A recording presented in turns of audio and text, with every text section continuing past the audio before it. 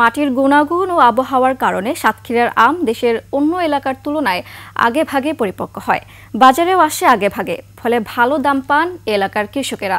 তবে একটি মাত্র বাজারের উপর নির্ভরশীল না হয়ে আরও বাজার তৈরির দাবি কৃষকদের। সাতক্ষীরা প্রতিনিধি জিএম মনিরুল ইসলাম মিনির তথ্যচিত্রে ডেস্ক রিপোর্ট। সাতক্ষীরার গোবিন্দভোগ, গোপালভোগ, হিমসাগর, ল্যাংড়া, আম্রপালি আমের কদর রয়েছে দেশে বিদেশে। মৌসুমের শুরুতেই বাজারে আগে ওঠায় ভালো দাম পান কৃষকরা। জেলা কৃষি বিভাগের তথ্য বলছে সাতক্ষীরায় ৪,১৩৫ হেক্টর জমিতে প্রায় ৫,০০০ আম বাগান রয়েছে। চলতি মৌসুমে উৎপাদন হতে পারে ৬২,৮০০ টন। এর মধ্যে প্রায় ৫০০ টনের গুণগত মান ঠিক রাখতে জেলা প্রশাসন আম সংগ্রহ ও বাজারজাতের সময় বেঁধে দিয়েছে। ৫ মে থেকে গোবিন্দভোগ ও গোপালভোগ, ২০ মে থেকে হিমসাগর, ২৭ মে থেকে ল্যাংড়া, ৫ জুন থেকে আম্রপালি।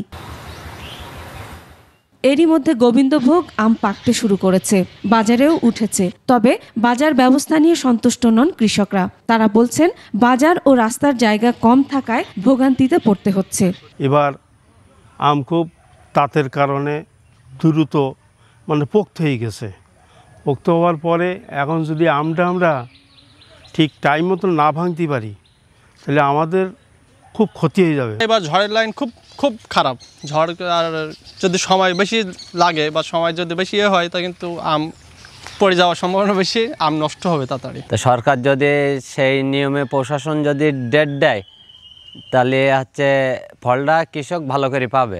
সুলতানপুর বড় বাজার, এখানে এই আম বাজারের সাথে সাথে তরকারি বাজার, সবজি বাজার একসাথে হওয়ার কারণে ওখানে অনেক গ্যাদারিং হয়। আমের সময় প্রচুর লাইন পড়ে যায়, কৃষকরা আম নিয়ে গিয়ে অনেক বিড়ম্বনার শিকার হয়। কৃষি বিভাগও বলছে একাধিক পাইকারি বাজার হলে ভালো দাম পাবে আম চাষি। সাতক্ষীরায় যদি একটা উপযুক্ত মাঝখানে ভালো বাজার, যেখান থেকে সবগুলা উপজেলা থেকে আসার যোগাযোগ ব্যবস্থা ভালো হয়, এইরকম জায়গায় একটা ভালো বাজার থাকলে হয়তো কৃষকদের জন্য আরও উপকার হয়। কয়েক বছর ধরে সাতক্ষীরার আম যাচ্ছে ইউরোপ, আমেরিকা সহ বিভিন্ন দেশে।